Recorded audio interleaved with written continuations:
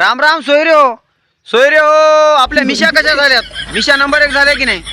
मात्र या मिशावर फार लोकांची जळाले. तुम्हाला काय सांगाव.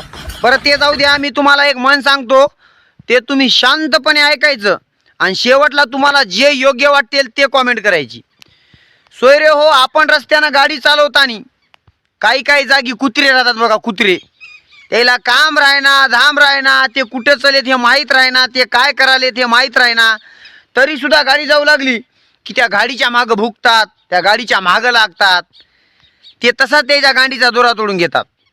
असं तुम्हाला तर माहीतच आहे. तुमच्या गाडीच्या मागं बरेच कुत्रे लागले असतील, कारण आता गावा परत, खेड्या परत, तालुक्या परत, जिल्ह्या परत बरेचसे कुत्रे झालेत जे फक्त भुकण्याचं काम करालेत. जर कोणाची गाडी जात असेल त्याच्या मागं जायचं, भुकायचं.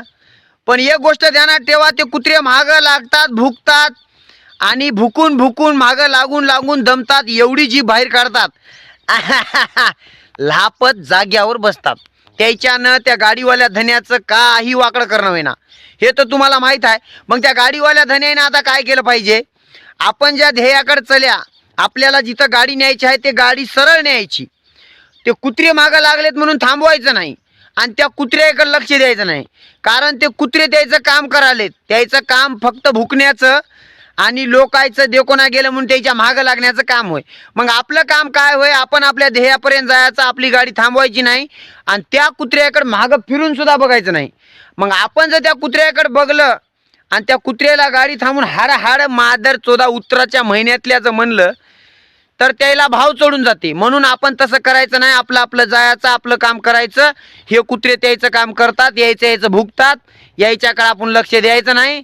काय म्हणालो, तुम्हाला योग्य वाटलं तर करा मग आता कॉमेंट, आणि योग्य वाटत नसेल तर ढकलून द्या. मात्र त्या उत्तराच्या महिन्यामध्ये जन्मलेल्या कुत्र्याला मला सांगायचं आहे, तुमचं काम तुम्ही नंबर 1 कराले. असंच भुकत राहा, गांड जाळून घेत राहा उत्तरात जन्मलेल्या अवलादीचे हो. बघा, तुम्हाला योग्य वाटलं तर कमेंट करा. भेटतो पुढच्या व्हिडिओमध्ये. आपल्या मिशा कशा? मिशा लय भारी असतो रे हो, कशी आकोडे पडालेत.